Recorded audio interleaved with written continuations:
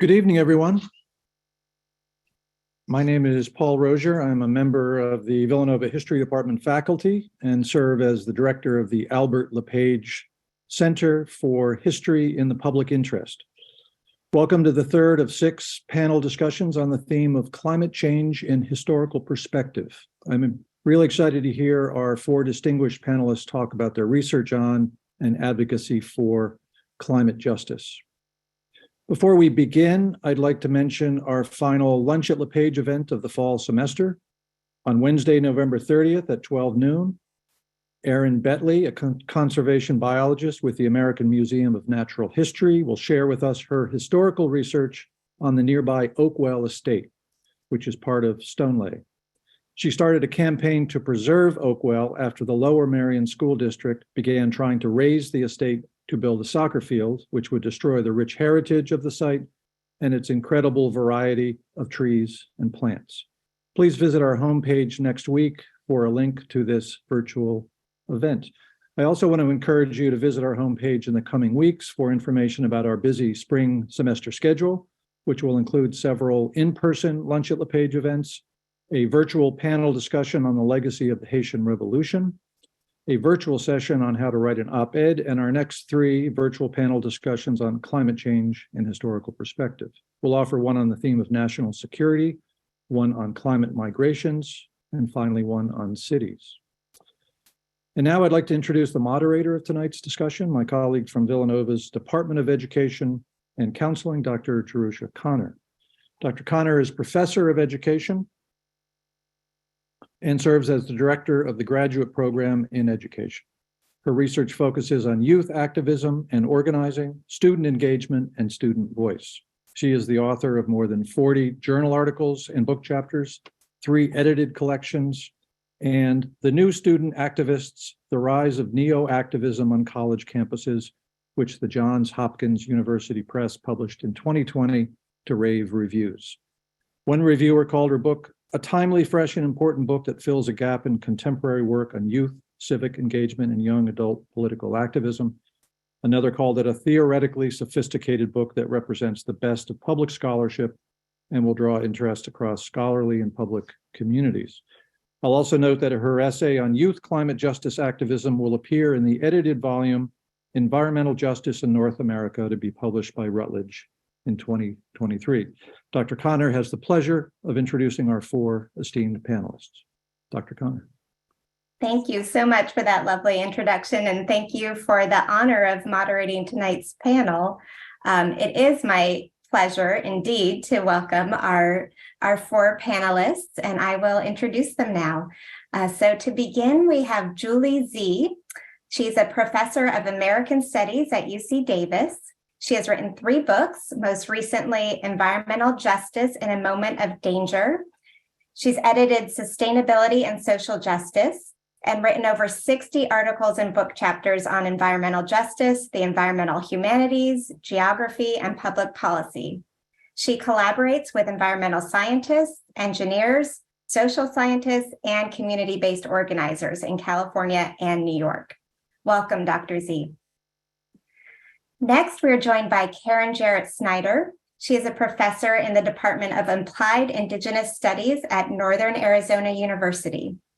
Her expertise is in the areas of Indigenous environmental justice, federal Indian policy, tribal administration, and tribal environmental management, all of which coalesce around the overall topic of Indigenous nation building, sovereignty, and self-determination. She has nearly 20 years of experience working with Indigenous nations projects in applied community-based participatory research and community-engaged research.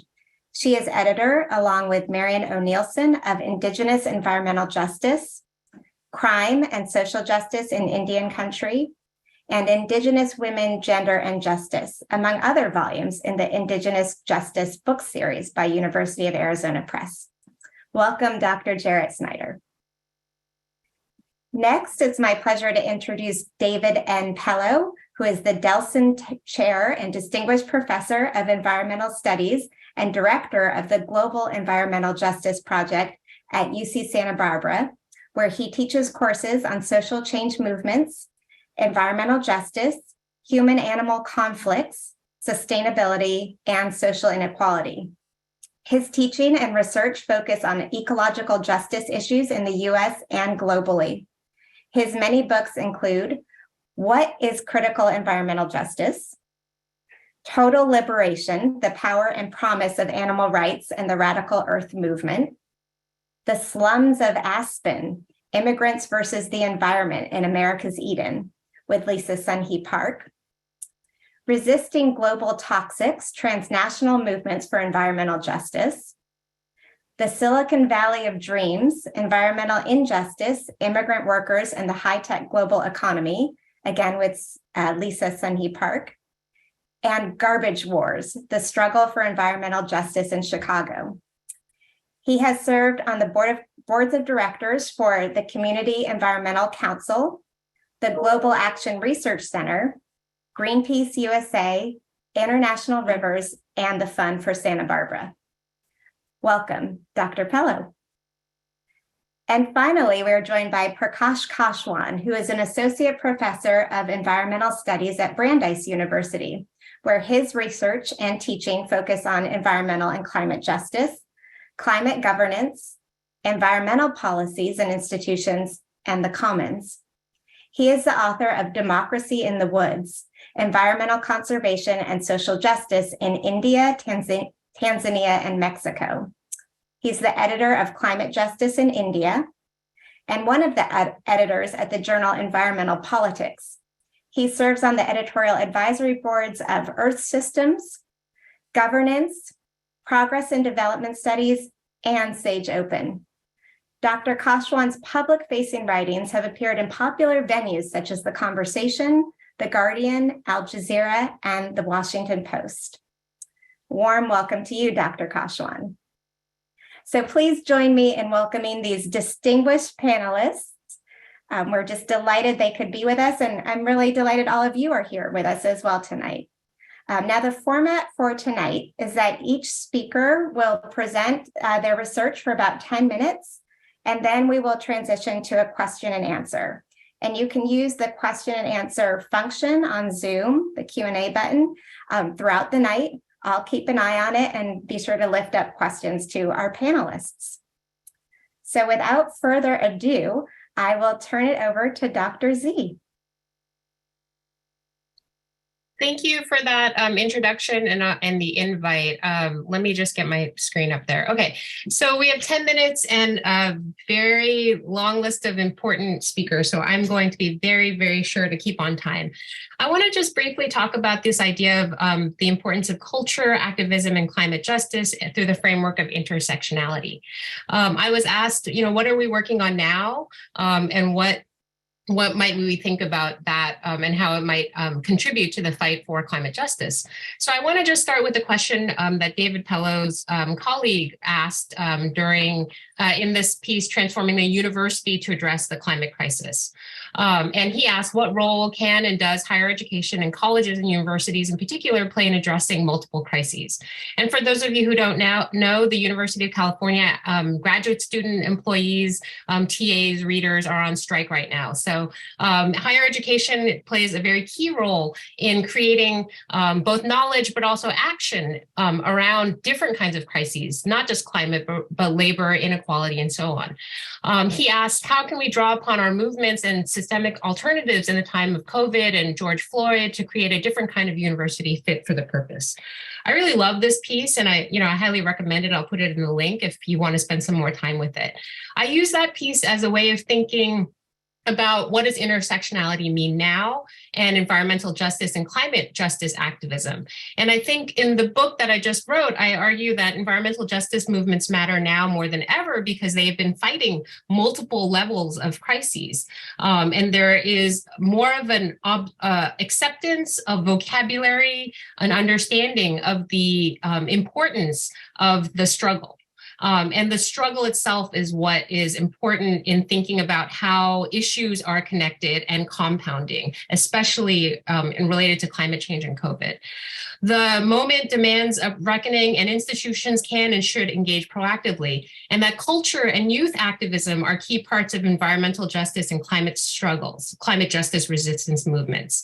And so in the introduction, I've been thinking about this a lot because I actually came to this work as a student activist. I came across this work as someone who encountered it in a class. I took a lot of ethnic studies classes at Berkeley. I was lucky enough to take Carl Anthony's Race, Poverty, and the Environment, and to take Carolyn Merchant's, or to read Carolyn Merchant's work and take classes on nonviolence and ecofeminism. So for me, my encounter with this material was partially personal because I came from a working class immigrant background, but really the politicization came through the classroom. So I think classrooms can do a lot of work in that sense. And as a student activist, that has been, that folds into my environmental justice activism. So I've been working with environmental justice movements and in them for over 28 years, doing a lot of different, things related to in specific geographic sites, New York, China, and Eco City, Central Valley, and so on.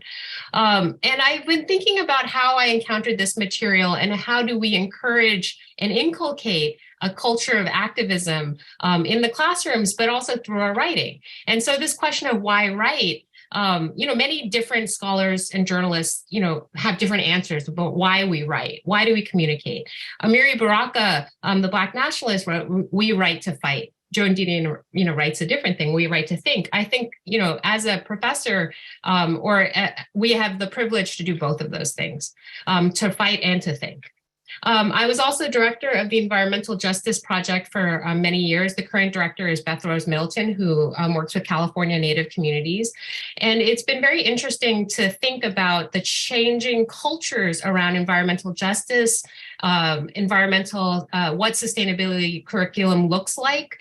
I'm on an industrial agricultural campus that was originally called the Farm because it was the industrial agricultural arm development of the California system. And so, for many years in the beginning, doing this work at UC Davis was very much like swimming upstream. There were hundreds of students that were graduating in environmental topics who had no exposure to environmental justice at all. And I have seen some shifts on the campus as well around that, which I think is also a sign of, good, shifting knowledge and also politics and practice. The part of the work we did in the Environmental Justice Project was to think about questions of power and justice, questions of stories and subjectivity. This is a picture from a project that I supported, Tracy Perkins, who just wrote a really great book on the history of environmental justice in California. She started her master's thesis looking at gender and environmental justice in the Central Valley region, and that's a woman named Teresa de Anda, who was a pesticide drift activist. So you can see the industrial agricultural landscape is right across from the field. She died of a very rare form of cancer, and her family believes that it was because of her exposure. So, I think that what we did in that project was, it was not a very expensive project, but it was foregrounding these stories and these perspectives and, what the struggles of environmental justice activists like Teresa de Anda did was to have those stories told and actually to move policy and practice, to push for legislation around buffer zones, around pesticides, but then also, changing the culture very slowly in regulatory agencies like Department of Pesticide Regulation. Going back to the John Foran piece, he has this quote, which I really love, about education as being a series of enchantments, raising the individual to a higher level of awareness, understanding, and kinship with all living things. And so I think the main point I wanted to talk about was how education did that. Education is a series of enchantment. It's a way to connect and sort of to be inspired and to cultivate a politics, which, in the recent book that I wrote, I call a non-naive politics of radical hope. So how do we have a politics that's hopeful, but also realistic? How is it radical? And education and writing and connecting and being in solidarity on a picket line or in a classroom are parts of that struggle, especially around climate justice. Our privilege is a responsibility to think with enchantment, to read, to think, to write, to protest, to dance, to sing, to listen, and to be in the street, to build, to transform and rebuild. So the universities are incubators, not just of large-scale grant-funded research, but keepers of traditions of collective freedom struggles, not individual notions of freedom and speech, but sites of experimentation and imagination. I just came across this slide that I was talking to the panelists about well-informed futility syndrome, and thinking about this in response to the kind of despair politics around climate. And I know the last panel you had was about climate despair and how do we go against it. I think the answer for me, as someone who reads the climate science, to not fall into despair is to always remember the activism, always remember the communities and the people who have been fighting these struggles for a very long time, 500 years, 30 years, 50 years, however you want to create the temporality around this. Art is a key part of that struggle. And I really love the work of Culture Strike and Fabiana Rodriguez, where she says, art is a reflection, a testament, and a record of our human condition.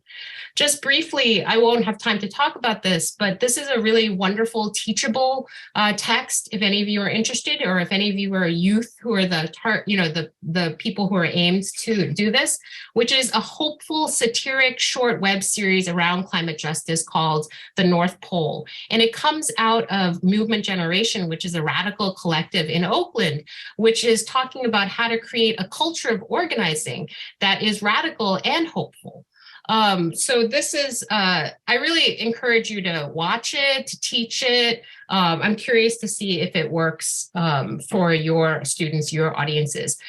This is a picture of the North Pole itself, the series. And basically you can see the main characters, 3 of them are Black and Latinx. One of them is undocumented residents of North Oakland, which is called the North Pole, and a gentrifying, roommate of theirs. And the conceit is basically that they are vulnerable to gentrification, which is similar to climate change in the North Pole. The polar bear is actually voiced by Boots Riley, who you can see, I'm not going to show up there, but Boots Riley is a very radical film director who I really love his most recent film, Sorry to Bother You, which is, I think, a strong, humorous, anti-capitalist take. These are images of, I think, the culture of youth activism around climate justice. These are, you could see the pictures of Standing Rock. This is a still from the North Pole. And what I really love about Movement Generation's work is that they do this kind of visualization of critiques of the extractive economy and the things we want to move towards. So they talk about extraction, oil extraction and just transition, but they say it's much more than just oil itself. You can't just have a solar version of an unjust society. That's not justice. And so they talk about extraction as being about consumerism, colonial mindset, enclosure of wealth and power, and militarism. But basically, you can't move people to envision something different unless you have hopeful cultures around them that use hip hop, that use art, and that bring people together and want people to motivate to stay in the struggle for their entire lives. So I just want to close with this idea of art and activism from another scholar activist that I really love called Loretta Ross. And she says, activism is the art of making my life matter. And when I think about now, doing this work for 29 years, I think, I'm not an artist. I can't make like beautiful things, but I like this idea of activism as art and making the idea of making my life matter. So I will turn it over right there. I stayed within my 10 minutes. That's the New Yorker in me. Thank you. Thank you so much, Dr. Z. That was excellent.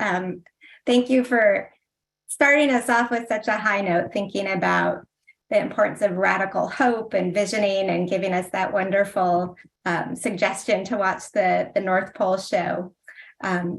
Much more to come, to lots of richness to dig into. But next up, we will turn it over to Karen, or David, you ready to go?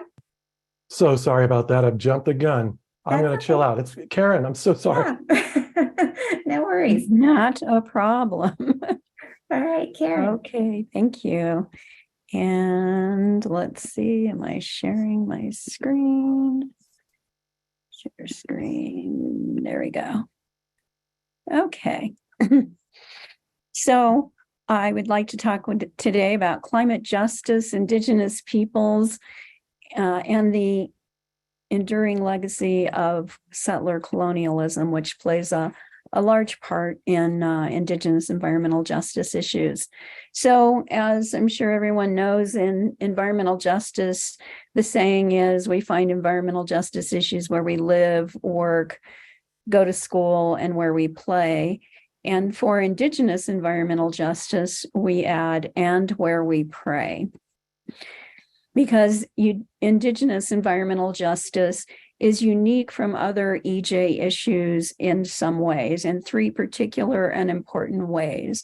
One of those is Indigenous sovereignty. Indigenous nations are nations with functioning governments, not minorities, as some folks would think. We have a deep connection to traditional homelands. We are who we are. Sachata Ohoyo Ananiwaya, right? I'm a Choctaw woman. I know who I am because of this sacred place called Naniwaya. For the Navajo people here in Arizona and New Mexico and Utah, it's the primary four sacred mountains. They have 12 of them, but primarily the four sacred mountains. For Apache and Spokane and Sac and Fox and Cherokee people, they all have different places that are in their ancestral homelands that tell them who they are, and these places are culturally significant and sacred sites.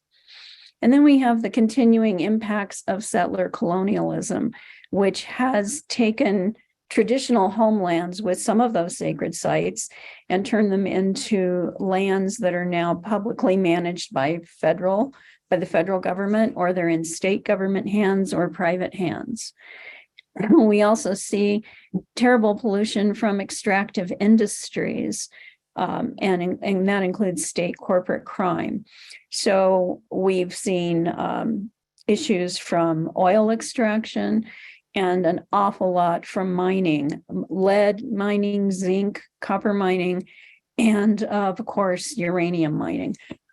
Pardon me.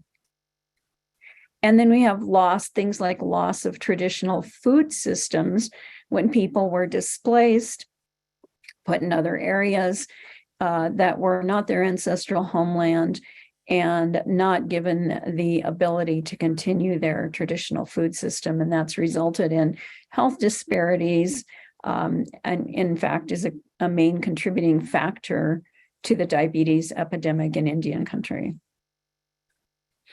And then connections to traditional and ancestral homelands, like I said, are sacred places that have significant meaning, and they can't simply be replaced.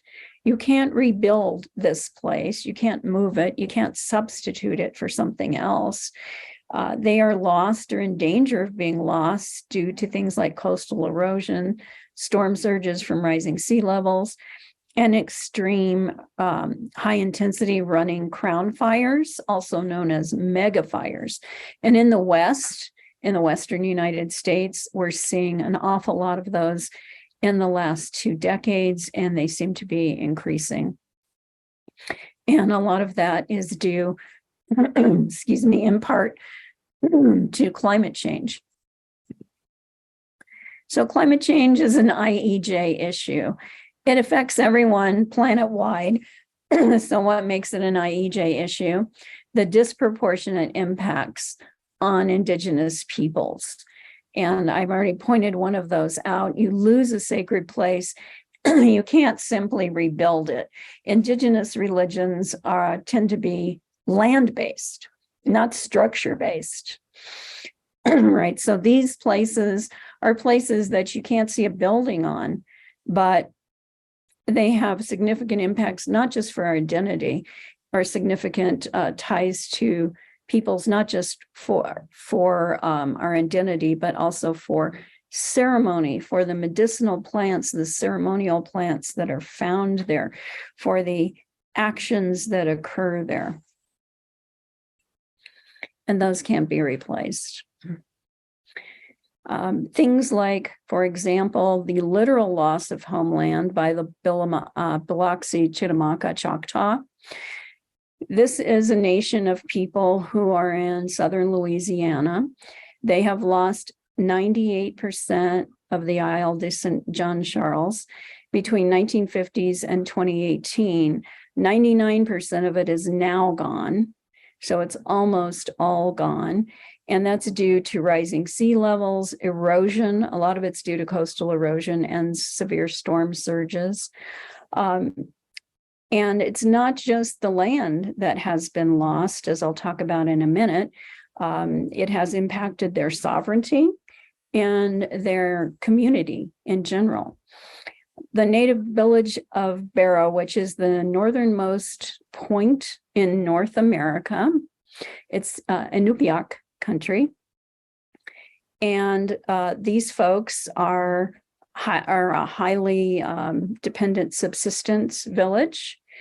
Their very existence is in jeopardy every year because of storm surges, coastal erosion, and changing temperatures. So they fish during certain seasons, they hunt during certain seasons, and with the changing temperatures, it is really affecting their way of life and their ability to take care of themselves. And subsistence is also important from just a pure economic standpoint. Things are very expensive up in Barrow because you either have to fly it in, or for a few weeks in the summer, ships come in.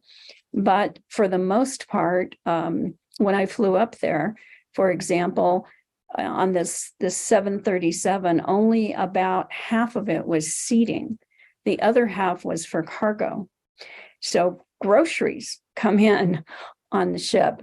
And I was shocked at the price of, you think we're experiencing sticker shock now when it comes to groceries with all of the rising inflation. When I was there in as far back as 2011, eggs were $1.05 a piece, and milk was almost $12 a gallon. So subsistence becomes very important when you're facing those kinds of prices. So loss of sacred sites can also occur as a result of wildfires. Sacred springs can be impacted from drought, and we're seeing that. Hopi people are seeing that. Farming, hunting, and fishing from wildfires, as well as from droughts, are all impacted. And we have Indigenous peoples already contending with health disparities, and I'll talk about that a little bit later. And so we end up with compound effects.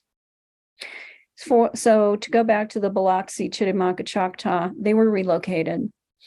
There was a federal grant for resettlement in another part of Louisiana, and they were promised contiguous territory when they resettled, and that everyone who had been part of the community since 1960 would be included. Instead, the state was put in charge of the grant, and they're moving non-Indigenous people in.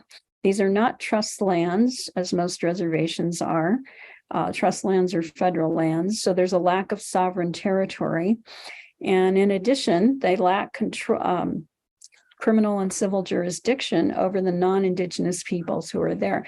So they've gone from a contiguous community to being a neighborhood integrated with everyone else. And then we have extreme events.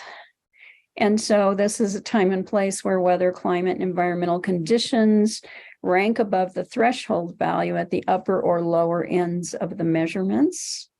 So think high levels of flood, high levels of precipitation, high levels of temperature, or extreme cold, those kinds, or extreme drought. And then we have cascading disasters. And so those are extreme events where we have cascading effects which increase in progression over time. So for example, we have, we have a mega fire. And then what happens after the fire is that we get floods, severe flooding. That's a cascading event. So what does it all mean? When we have a compound event, it's like two or more intersecting events in a place.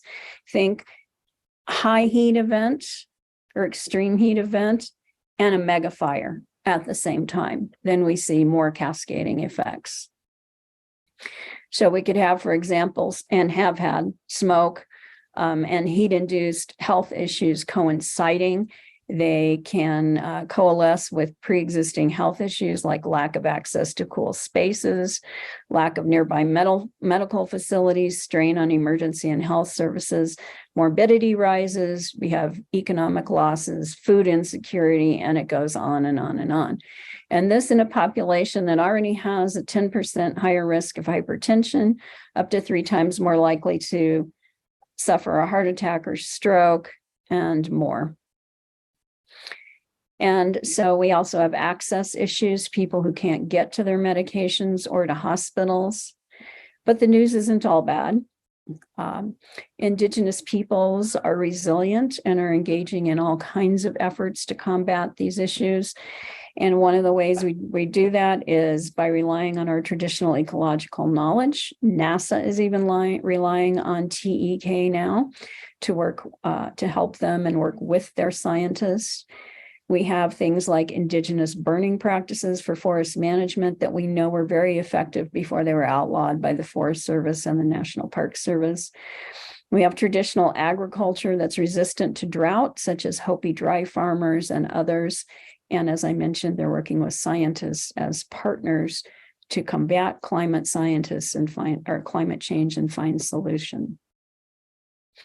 And so these issues are unique from other EJ issues because of the 3 factors mentioned earlier. Indigenous nations are likely to face these cascading events and continue to face them. And part of the legacy of settler colonialism of IEJ issues is already there is lack of clean running water, inadequate housing, and health issues that are due to loss of traditional food systems and the legacies of extractive industries. Thank you.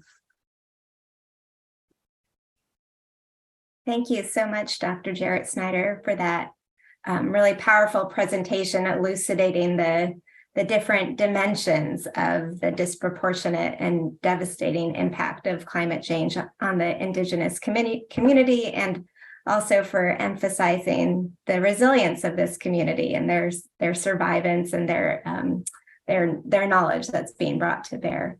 So thank you. Let's turn now to Dr. Pellow. All right, this time I think I'll get it right. Thank you so much. So yeah, this talk I think will dovetail nicely with what we've just heard from Dr. Jarratt-Snider and Dr. C. I bring you greetings from unceded Indigenous Chumash lands and territories and waters, also known as Santa Barbara, California, and I'm going to talk about some work that we've been doing here at the university in collaboration with community groups on climate justice. So a few years ago, we got one of those Mellon Sawyer seminar fellowships or grants from the Mellon Foundation focused on energy justice and environmental justice. We had a couple of guiding questions around how frontline communities are being disproportionately impacted by energy regimes and ignored in energy justice debates. And how can we as university scholars address this work in collaboration through equitable and fair exchanges with these folks? And so we brought together folks from all sorts of stakeholders and right holders group with a core conviction that it's folks who are on the front line and fence line of climate justice struggles really do have some of the most creative solutions to these challenges and therefore need to be centered in that work. And so as part of the Sawyer seminar, I led a couple of classes in the spring of 2019 on the theme of participation and collaboration. And Dr. Connor, this really speaks to some of the work you do around social movements, I think. And we so soon realized that there was so much interest in this topic of energy and environmental justice from not only grads, but undergrads, as we created 2 classes that occasionally came together. And we paired up students with climate justice and environmental justice organizations in our region, the Central Coast of California, which is a 3-county region just north of Los Angeles. And there were several campaigns we were focused on, but we chose these 2. And the idea was, how can students and faculty help to develop new knowledge, co-develop new knowledge in the service of social change, in the service of climate and energy justice? So the first is called Cat Canyon. This is an area of northern Santa Barbara County where 3 large oil companies were going to drill some 800 oil wells, which would have a dramatic impact on the climate locally and globally.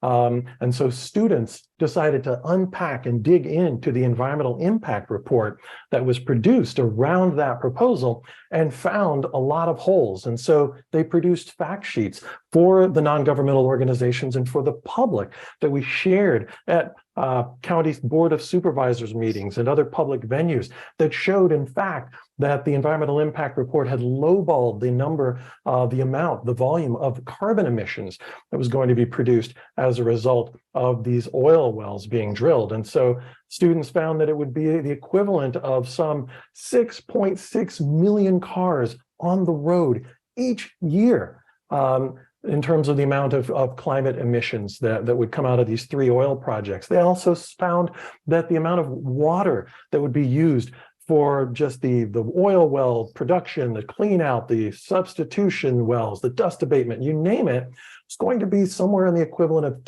22 million gallons over just 6 years. So as this fact sheet says, the oil industry is greedy for water, and it's also extraordinarily harmful for the climate. And so we were very delighted to find that just a couple of years ago, our prayers had been answered, the activism was successful, and all 3 oil companies pulled out of Santa Barbara County's Cat Canyon. So that was one project that we played a small role in. Another project was a number of students combined their resources with the organization called Food and Water Action, or Food and Water Watch.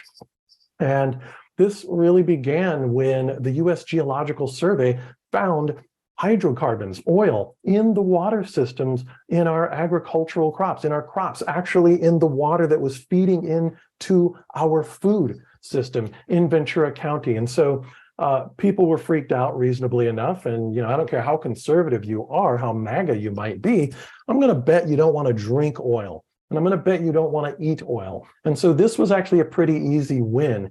But the question was, could we get that moratorium extended for at least a year? And so students teamed up with activists, wrote op-eds like this one in the Ventura County Reporter newspaper.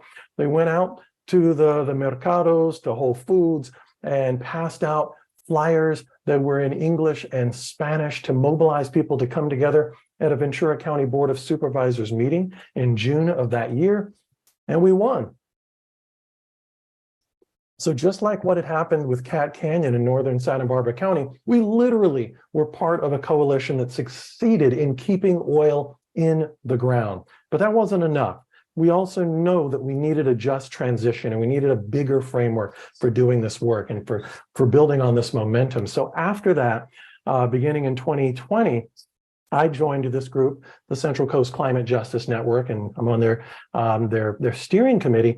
And as you can see here from our website, we're a collaboration of social justice, environmental justice, indigenous rights, and immigrant rights groups, with a goal and an aim to forge partnerships across these various organizations and movements to advance restorative actions and systems change, centering on communities that are on the front lines. And so one of the primary things we've been doing is working on developing a Green New Deal framework for our region. And so one of the first things we decided to do was to borrow from a model that had been developed and perfected by the United Farm Workers Movement. So you see Cesar Chavez there on the far right, who's having a house meeting with folks and doing exactly what we are doing, decades later, which is asking people, what do you want to see change in your community? House meetings are small gatherings. They're more inclusive and more inviting than a typical government-led public hearing. It allows for greater comfort, particularly for folks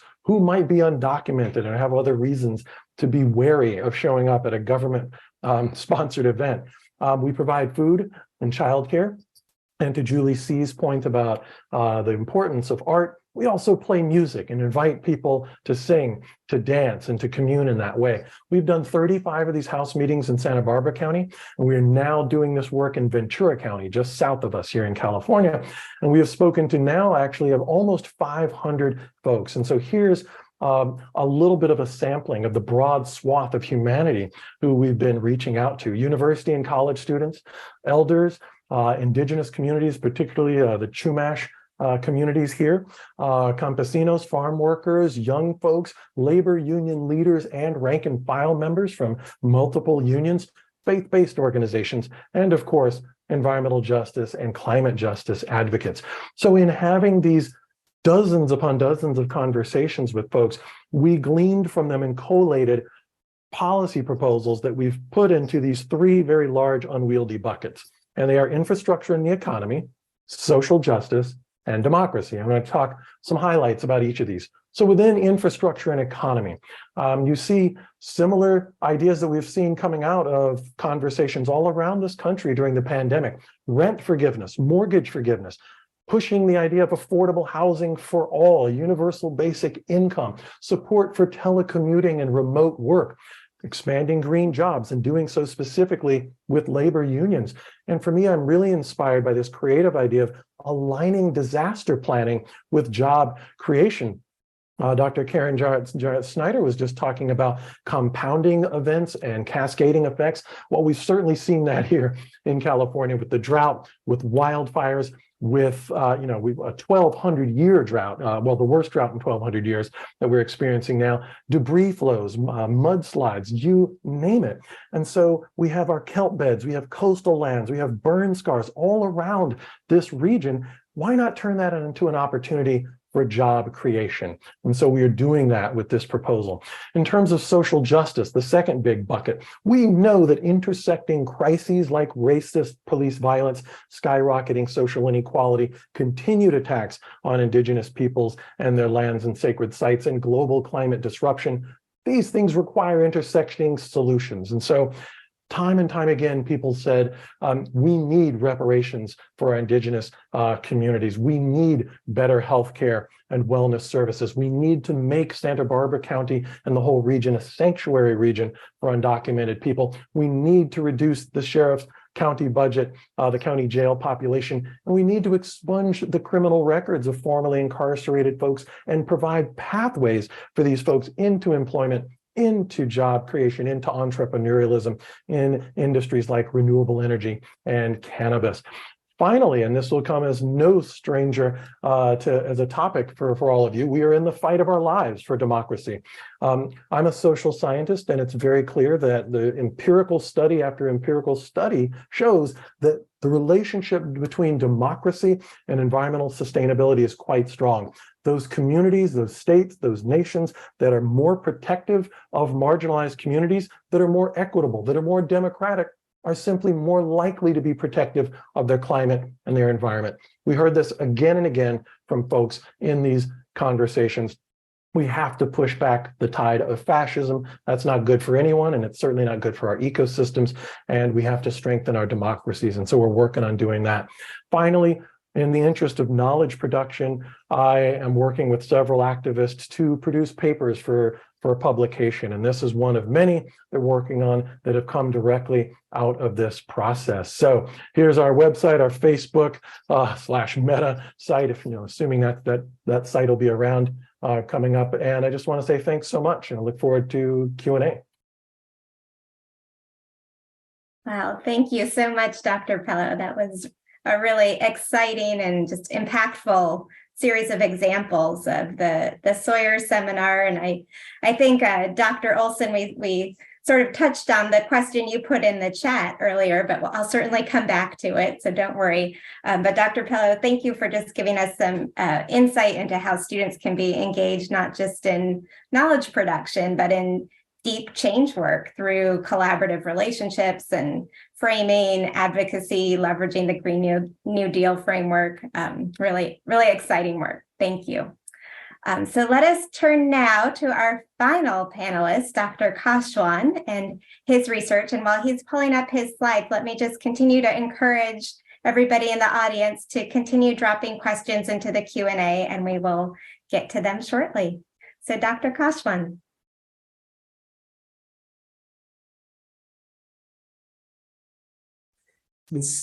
Thank you.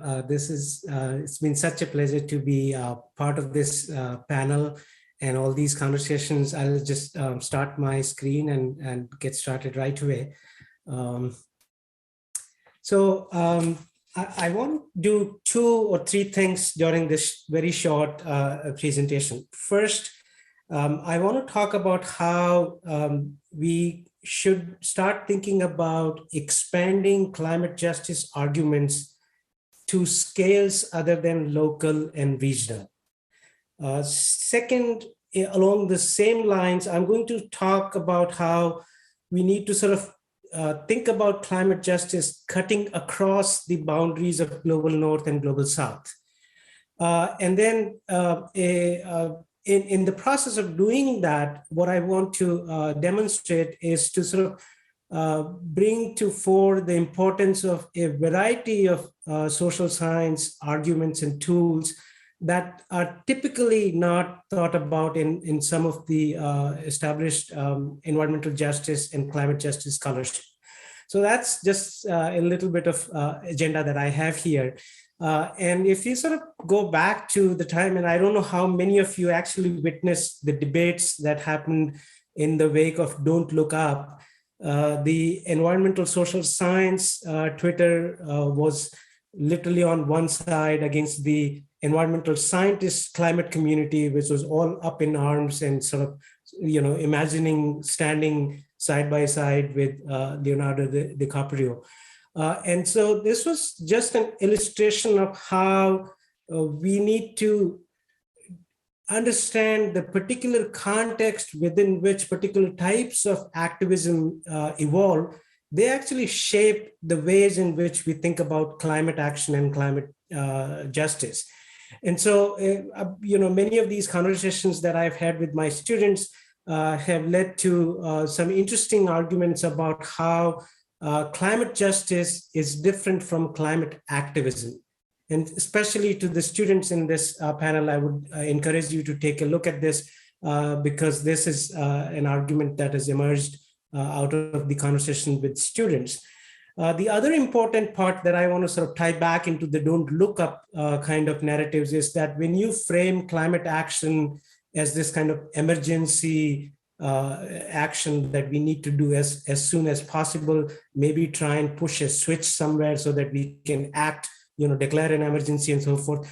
And those kinds of narratives and approaches have a variety of consequences that we are only beginning to think about. For example, one of the consequences is that a bunch of scientists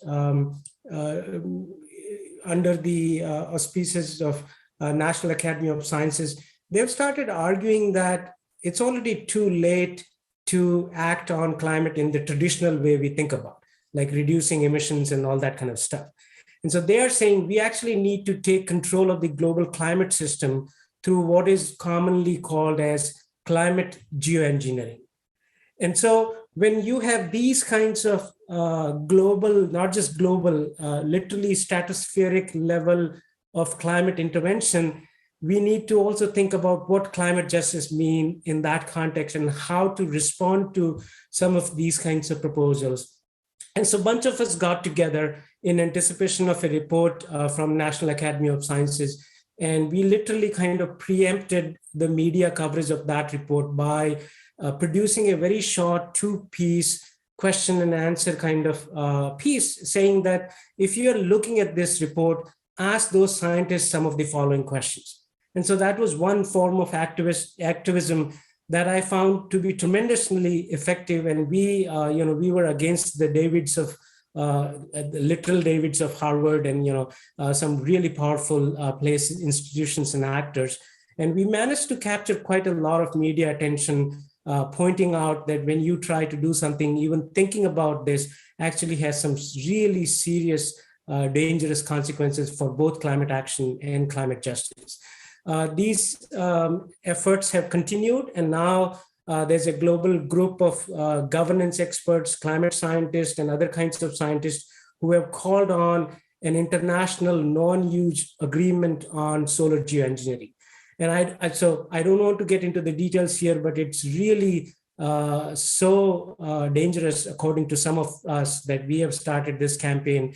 And I would invite you to, go to this webpage and hit on that Take Action button, where you're actually calling on governments and international agencies to resort to things such as solar geoengineering.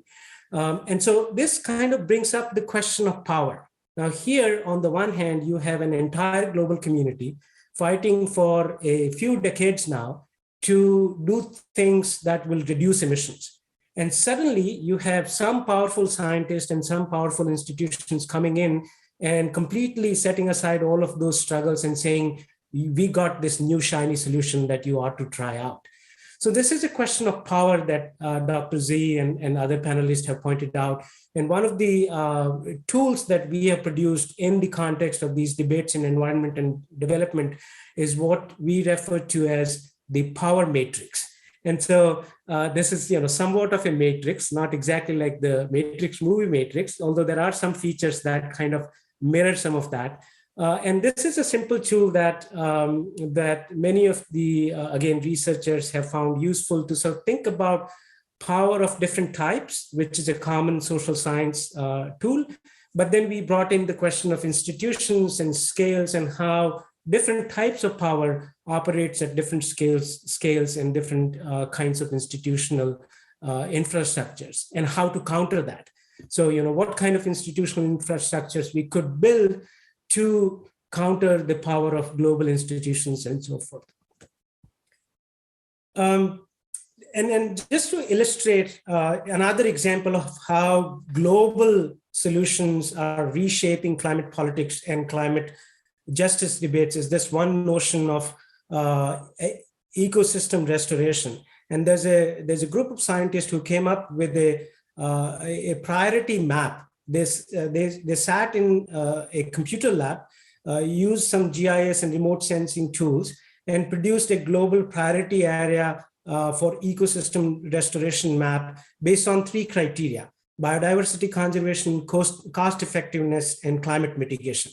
And then these kinds of scientific exercises are reinforced by climate activists and some very quote unquote radical activists such as George Monbiot, and joined by political elites from Global South, such as this new idea that we are going to create an OPEC as in Organization of Petroleum Exporting Countries. They're proposing a similar kind of organization, an OPEC for forest conservation. Now you can imagine that kind of extractivist philosophy being brought into the forest areas where indigenous populations throughout the world have struggled forever to sort of stake their claims and rights in those areas.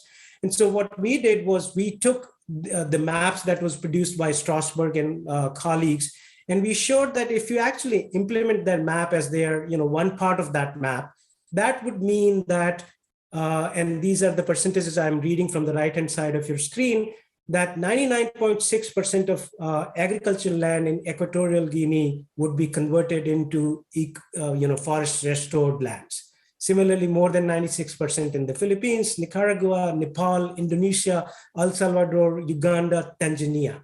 And these are some of the poorest countries with some of the poorest people on earth. Think about the audacity of a group of scientists proposing a map that would take away more than 90%, more than 80% of agricultural land from some of the poorest countries. And so again, global scale becomes extremely important when we think about questions of climate justice. But this is not to say, it is not to posit the global scale in opposition or in isolation from local scale. And so one of my COVID project was to bring together a group of artists, activists, young scholars, and poets to think about what does it mean to think about climate justice in India. And then I emphasize in India because if you know about global climate justice debates, India has always been this kind of advocate of justice for Global South. And I don't want to go on a long tangent, but one consequence of that debate has been that how does climate justice and climate injustices unfold within India?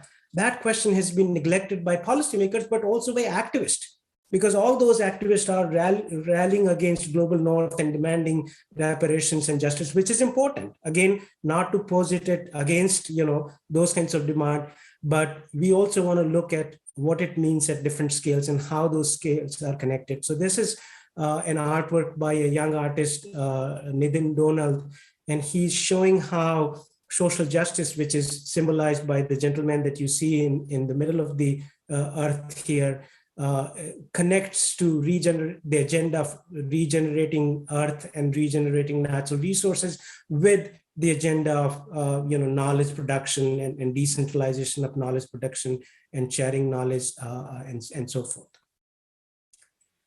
So my most recent work has sort of taken seriously my own arguments, which is that we need to think across scales and across these well-established boundaries. And so in one of the recent pieces, I have compared climate justice and environmental justice activism by Chiricahua Apache tribe in Arizona with the environmental justice and climate justice struggles of Gond indigenous peoples in India, in central India, group of women who you see on the left of your screen. And then I asked this question about, what does it mean to think about environmental and climate justice in these two contexts that have a lot of similarities. So US is a settler colonial state, and in India, we have a very strong variety of internal colonialism. There are indigenous peoples who are marginalized in both societies, but these indigenous peoples and their struggles are situated in very, very different contexts. The US settler colonial context is also fueled by an ongoing project of global neo-imperialism. And so what does that mean for the activism within the US, and then what we learn from that activism for global environmental justice struggles? And then again, not to maintain this kind of one-way flow from global north to global south, we also ask, can we learn something from long-standing and ongoing struggles of environmental and climate justice in the global south? And that becomes very important because, and again, some of the panelists who have done inspiring work on environmental justice here in the US have actually shown that despite all the executive orders and state policies and national policies and EPA policies and programs, environmental justice remains an agenda that needs to be pursued for many, many decades to come. And so, under a very high level of institutionalization, we are still fighting for actual realization of environmental and climate justice outcomes for the people who are affected. On the other hand, in the global south, we have these on the street movements that are large, massive, ongoing, but we don't have institutionalization. There are no laws, there are no protections, there are no treaties to refer back to. There is not even a history of civil rights movement. And so how do we sort of learn from these different features within each of these contexts and create a truly global, decolonized environmental and climate justice movement? That's been some of my agenda, and I hope some of you will join in that quest as we go along. Thank you. Wow, thank you so much. I mean, just broadening our lens out to the global context and giving us some really helpful framing, thinking about climate action versus climate justice and the power over versus power to framework. And then finally, this idea of scale crossing and comparing struggles of marginalized groups around the world as they push for not only a healthy planet, but collective liberation and this idea of a decolonized movement. It's really lovely. So thank you, Dr. Kashwan. So the panelists have all joined us with their cameras, and we have some wonderful questions in the Q&A, and I encourage the audience to continue adding questions. But why don't we begin with Dr. Olson's question? Dr. Olson is a professor, an esteemed professor in our biology department. And so he had some questions around engaging students and what are the pitfalls and the promises of engaging students in activism through your coursework, and how to motivate them if they are disinclined towards taking action in that way. So I think this question was directed to Dr. Z and Dr. Pellow, but anyone can join in after they speak. I think David talked a lot in much more concrete ways, and the work that you've done with your students in different capacities, like producing reports, is a really incredible model. I looked and used some of that. So I think, activism is pretty broadly defined to me, including knowledge production and co-production, but also it can mean giving people time and space to do that work. So, I canceled my classes because of the strike, and I said, okay, well, we are going to tie this to the connections and the themes of what we're doing in this class, thinking about hegemony, thinking about institutions, thinking about politics. I mean, it's easy because it's connected to the content. But, our students are so overburdened and anxious and stressed out about everything.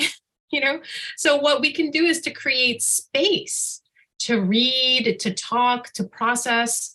That is also important, and to expose people. I think mere exposure to the articles that were transformative to us, or, like I showed a clip of Mario Savio's speech about, the machine and thinking about ethnic studies strikes in 1969 and how, what is happening on the ground. So they don't just see it as like, oh, well, what assignment am I going to miss? And what is the A what do I need to do to get an A? Our students are so burdened, and their entire lives have been under intense surveillance and neoliberalism and debt and climate anxiety. And that is not something that I understand because I didn't live it. Because my life, I didn't have the internet until I was like 27. Do you know what I mean? I didn't actually know about climate change until I was in my late 20s. And so I think part of what we can do is to have empathy and create space and conversation. And, a key reading, it can be transformative. We're also in a wonderful moment where there is a lot more information, but also information overload. So when I was starting to learn about environmental justice, a lot of it was new to me. And this was pre-GIS. And so I remember seeing transparency over transparency after transparency and being like, the early debates, and David will remember this, were like, is this race or class? Is there such a thing as environmental inequality? And now our students are coming in and saying, I know about Flint, I know about Standing Rock, I know about Hurricane Maria, and why am I now learning about this in my environmental policy class? And why have I never learned about Kettleman City, or I've never learned about X, Y, or Z? And so I think we have a lot of responsibility to create the space for the hunger for students' desire for a transformative reality. And I think it's really important for us to be attentive to what our students, have grown up with and the stressors that they have. And so, activism to me is not even just, go show up at a protest. It can be, read this thing, and it might make you see things differently, or watch this video. The missing chapter videos on Vox are amazing. My students are coming in knowing about redlining, knowing about Tulsa, knowing about all of this stuff that, for me, I'm still learning. So I think what we can do is to create an environment of that cultivates the curiosity and the anger. And also, there's this quote I love, the best activism is a combination of anger and love, or something like that, And so also to basically model that in our classroom, that our classroom can be a space of anger, but also hopefulness and love. And so to me, activism is really, really broad. It's not just, the kind of stereotypical, but it's the consciousness shift as well. And so, the thing that put you on the path of having a passion, these students are so stressed out and always overburdened, and their entire life is, under this lens and, fear. And we have to also, just create, I think, an acknowledgement of that, to let there be a place for that as well. So I don't know if that is concrete, but I think David's work with the students in producing that is really, there's so many good models too. So anyway, thank you. Yeah, I couldn't have said it better myself. I'll just briefly say, in terms of, I agree with everything you just said, Julie. I mean, in terms of motivating students in these times, these challenging times, I think, you had cited Sarah Jaquette Ray's work, and I think that's right. And the work that you have done makes so much sense. I mean, the idea that activism is perhaps the best antidote to despair. I think it sells itself. When student organizations and student activist leaders come to my class and say, hey, we are building a food forest literally 50 yards from this classroom. Anybody want to join? Anybody will help join and grow your own food and also simultaneously work on solving the climate crisis? There's a line out the door of people signing up to do that. And pairing students with activist organizations who will keep them accountable as well, and essentially, pressure them to do the work that they've promised to do works fairly well. And I think has been said already, I'll say it again, universities have the resources. We can do this, and we can motivate folks. We can pay people, non-governmental organizations. We pay them stipends for their time and their energy and their expertise. And they were mentors for these students. And so many of these students then ended up transforming their ideas of what their careers could look like. And several of them ended up getting jobs in community-based organizations, grassroots organizations, or government agencies, or even corporations that were doing really, really good sustainability work. So the end game there is also, I think, a really good motivator to think about not only the change that you can make, but really just materially what your career, what your life could look like from this point forward. Yeah, thank you so much. Dr. Jarratt-Snider, Dr. Kashwan, would you like to add anything about engaging students? Yes, I'd like to weigh in. Thank you, Jerusha. Also, I was going to say that it's possible to just be thoughtful with your assignments and provide an assignment that that allows students who want to be engaged in activism to do that. I teach an Indigenous environmental justice class here, and one of the things that I learned early on, or that I thought about early on, was I don't want students walking out the door in despair. As was mentioned earlier in a particular context, I want them to walk out the door with hope, knowing that there's something they can do. And so these students, and this is a lower division class and it's a large class, so I had to put something together that can be done in a semester. They have to create a strategy project. That's their term project. And they have to decide whether a legal or legislative strategy is best, or a grassroots strategy is best, or some sort of collaborative strategy is best. And then they have to come up with feasible solutions to an Indigenous environmental injustice issue. And I was shocked at the response that it gets every semester. That's their favorite thing to do. And they do walk out the door with a little bit of hope. And I think that's something really important that we can do for students, is to help them shift from this overwhelming problem that is climate justice into focusing on solutions that are small and specific and feasible. Thank you.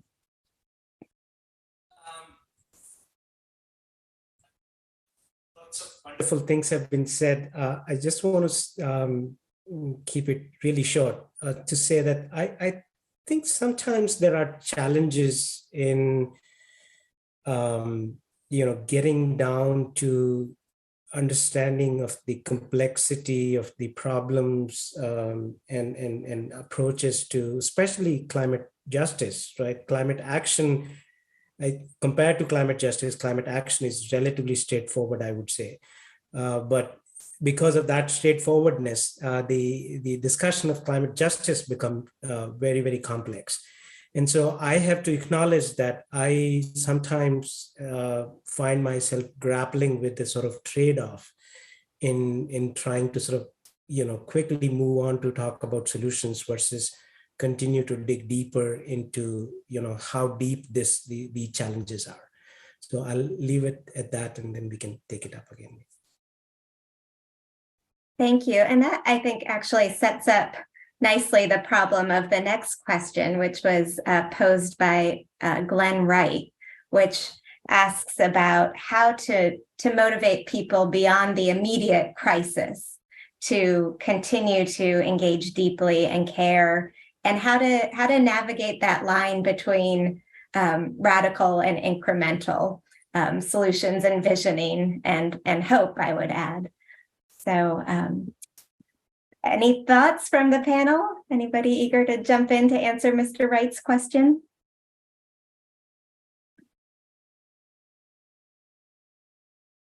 I could say that, again, making that sort of distinction between climate action versus climate justice. One of the ways in which I have engaged my students to think about this question of whether there is a space for multiple types of movements, rather than all of the youth movements claiming to be both radical climate action movements and climate justice movements. Is there actually space to think about some groups focusing more on climate action and other groups focusing more on climate justice? Now, I know this goes completely against the notion no climate action without climate justice, but and that would be true if activists were the only people who were shaping climate action. But we know that activists are one group of among many others who are shaping climate action. And think about the Davids of the Harvard. Sorry, David, I think David being such a common name. And so that's one thing which I sort of use analytically. Again, this is not to say that you give up one type of activism and adopt another type of activism. And the other thing is to sort of think about this word radical. So solar geoengineering is definitely a radical climate solution by all means, but it's not the kind of radical that we want. So yeah, that's how I think about it.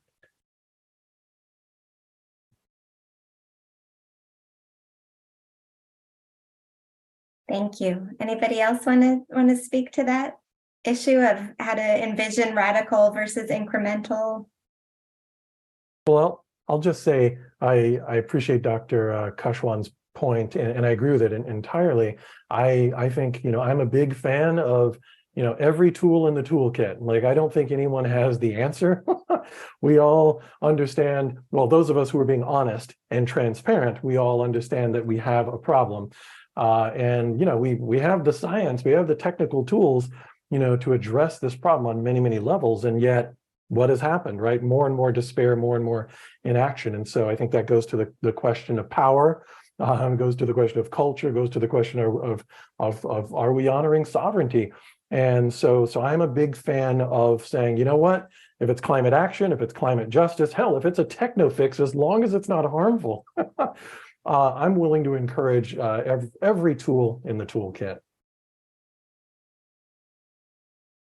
Yeah, thank you. So this idea of a rich ecosystem of activists as well is important. Lots of movements coalescing under that broader umbrella. I don't know what I did to the question by Bill McVale, but luckily I think I remember it. He asked, and I think it kind of carries on with this conversation we're having now, about what things people like him, students, community members, academics, can do to ensure that the recent climate legislation that was passed in the Biden administration can direct money not just to those fixes you were just talking about, Dr. Pellow, like solar panels, but also to the frontline populations who are most adversely impacted. So thoughts on advocacy around policy and federal legislation to ensure climate justice. I think what happened was that it went away because I put in some links, and so then it got moved into the answered box. And so what I said was that that's a great question, and that climate justice coalitions are trying to make sure that is exactly what happens, that it's not just that it's redirected to the frontline and fence line communities. And you already used that term, but just to make sure that everybody understands that, that's a formulation from climate justice movements that say those who are first impacted, worst impacted, and least responsible are the front line and the fence line. So, indigenous communities, in the Arctic region or in Louisiana, small island nations, coastal communities, the folks who are least responsible, but who are currently being impacted as, the leading edge. And so, the climate justice movement has been very, very consistent in saying frontline, fence line communities are the leaders and are the ones who are going to bring solutions, and they should be foregrounded and not afterthoughts in this. I'm not deeply into the policy making world. Some of our fellow scholars in environmental justice, like Rachel Morello-Frosch, and some of our other colleagues are now sitting in the Biden administration at EPA to basically, the Justice 40 initiative and so on. And so I know that a lot of this work is happening at the federal level. And this is something that we have not seen to this level of in the 28 years that I've been following this. It has been within California for quite a while. The environmental justice community and activism has led to policy making, which has changed regulatory structure and is shifting agency culture. And we have seen that in California for at least 15 years. But at the federal level, this is quite unique. And so I think, this is a credit to the organizing of the groups that have learned their lessons about how to work together.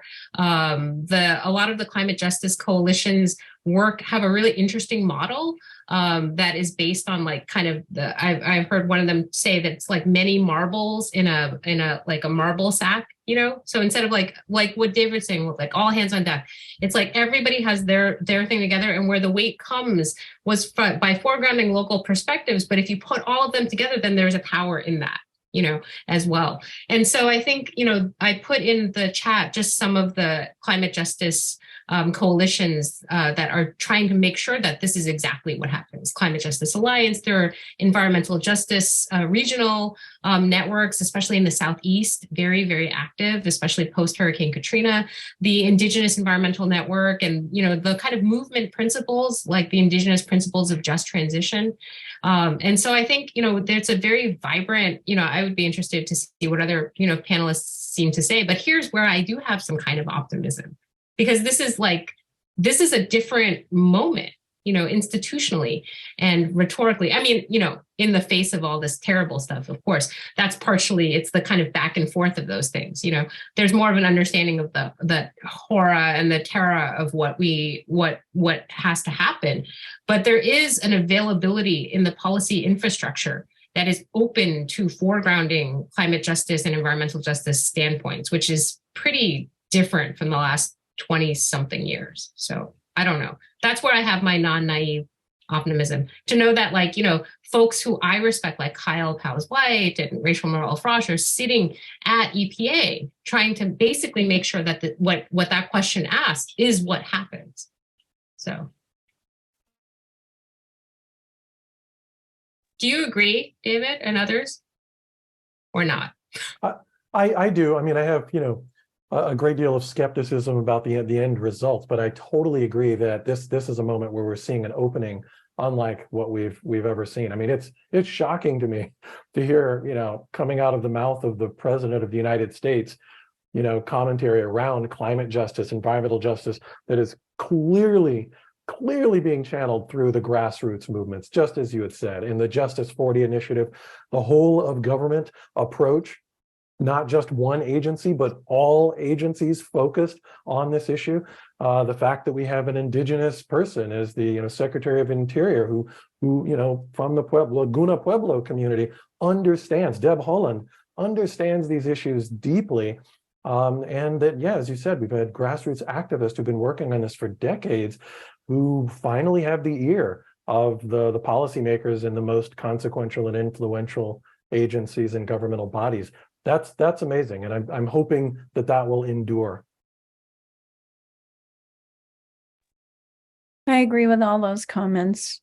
And I would add to that we saw something really interesting in this recent election, and that was that younger voters turned out to vote in larger numbers than we have heretofore seen, and they made a difference. And I think they have a taste for that now. They've been able to connect the dots that, hey, maybe my vote does count. And they're going to be a force to be reckoned with. And sure, not all of them are environmental justice activists, but they certainly are present in that group. And when we talk about environmental justice and activism, as has been said by all of the other panelists, our students are a force to be reckoned with. The youth movement is a force to be reckoned with. I look at, it's the youth movement at Oak Flat in Southern Arizona, who are putting up a good deal of the resistance against Resolution Copper to try and save that sacred site. We saw the youth turn out in incredible numbers in the #NoDapple movement, and not just Indigenous youth, but in many environmental justice issues. And I think that once that they now have a taste for it, it's going to be really hard to suppress that. Or I hope it will be. Yeah, thank you, Dr. Jarratt-Snider. I follow many youth movements, and I can say they're doubling down right now. As you said, they got that taste, and they know how powerful and impactful they can be. And the Sunrise movement in particular has been really interesting in advancing this Green New Deal framework, but also adopting a very clear electoral strategy and linking to the polls and to political advocacy strongly. So I think we have time for the last question in the Q&A briefly, which is from Ryan. And he was wondering about this relationship between grassroots groups, government agencies, and then international coalitions, and how we can understand the interactions among them and also differentiate between substantive environmental activism and more shallow green initiatives, which may be more marketing. And we can think about Greta boycotting the COP27 conference right now because of the greenwashing. So any thoughts on Ryan's question from the panelists?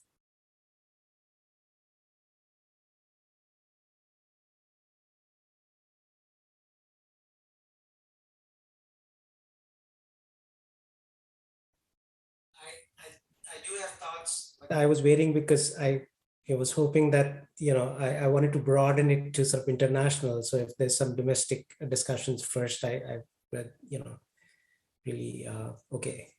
Anyone did, okay. So the two sort of comments, I think the prior discussion in response to prior question would be a great response to this question, right? So here within the US, what we are seeing is a very successful nexus between the grassroots movements and the governments at different levels, state level. And in fact, of course, there are city level initiatives that have responded to climate justice activism. In my vicinity here, Providence, Rhode Island has done a great job of producing. They started out working on a climate action plan. And in the process of creating climate action plan, the justice groups got involved, that they reshaped the climate action plan, and it was entirely named into a climate justice action plan. So, there are many, many inspiring examples like that. And so I definitely want to talk a bit more about how our understanding of a system that is rooted in a rule of law kind of foundation doesn't always translate into how we argue for climate justice in the global South. And then I briefly want to touch on the ongoing debate about climate reparations from global North to global South. And I know that our students and other climate activists have all been supporting the demands of global South, and I support too. But I think along with this question of reparation from global North to global South, we should also simultaneously, not like making it a sequential argument, but simultaneously we should also be asking, okay, what happens to the reparations once they've given to global South governments? And so that is talking about questions of accountability of domestic political and economic elites within global South. And that question is much more harder in global South compared to global North because of this fundamental difference that rule of law means very little in most of the global South. And I say this, somebody who was born and brought up in India and was the country that is recognized as a sort of poster child of democracy. And you have had activists and academics who've been in jail without any kind of hearing for years altogether on a mere suspicion of being someone other than who they are. There's a Delhi University professor who's handicapped, physically disabled, and he's been put into jail. And one of the lower courts recently actually ordered his release. And the Supreme Court came in, or the state high court came in and said, and again, please excuse, this is almost like a trigger warning. The court said, just because you are a handicapped person, it doesn't mean you cannot be a terrorist. And so, these are the kind of scenarios that we are dealing with in parts of global South. And so, we ought to be having a lot more conversations about how does our climate justice activism lessons from here translate or don't translate into actions in the global South, because eventually we will all have to think about that because as the scope of the climate crisis expands. Sorry, I went on longer than I had anticipated. That's fine. Any last thoughts the panelists would like to share? No, I just think that that's a really important point. And, I think it's, I just also want to put a pitch up for folks to spend some time with the Just Transition framework from Movement Generation, because the attention to deep democracy is actually one of their core values of the sort of regenerative economy. And so, I was thinking about that. It's definitely, to me, a very visionary kind of values statement of both critique and also what we're moving towards. And I think that, it goes back to the idea of like, well, the just transition is not just about oil to renewables, it's about restructuring everything and understanding power and history and, knowledge and, resources, including knowledge extraction and, power in the sense of, the deep democracy. So I really go back to that document quite a bit. And, I just think it's very a powerful, useful one. But what it popped in my head when you were talking about accountability, in that. So thank you. Thank you, Dr. Z. I think we have, I could go on with you all night. This is such a rich conversation, but I do want to be respectful of your time and respectful of the time of those in the audience. But Dr. Jarratt-Snider and Dr. Pellow, I'd love to give you 30 seconds. Last thought. Let me just say, hope springs eternal. I think, you were talking earlier about youth movements, whether it's, Sunrise, whether it's, folks working on the Green New Deal, Extinction Rebellion, and particularly notable youth folks like Greta Thunberg and others. They give me hope. And it's the most wonderful thing about being a college professor is every day I'm surrounded by young people who refuse to be beaten down by some of the despair that is being served up and dished up for them. So that's what keeps me hopeful and keeps me young. And it's just a pleasure to be a part of this space. And so thank you for having us. I couldn't have said it better, David. I agree completely. That's what keeps me going, is the hope and the energy and the enthusiasm of the young people that we have in our colleges and universities every day. Well, thank you all so much. This was, as I said, an incredibly rich conversation. And I wanted to just return in closing to a quote Dr. Z introduced us to at the beginning, which was, we write to think and we write to fight. And I think tonight we listen to learn, we listen to be inspired, and we listen to get activated. So I hope everyone on the call tonight, when you sign off, you take what you learned from these amazing colleagues and you act upon it. You share your knowledge with at least 3 other people. You go out and you put this knowledge into action in some way. So again, please join me in thanking all of the panelists and wishing them continued success in their very important scholarship and activism. Good night.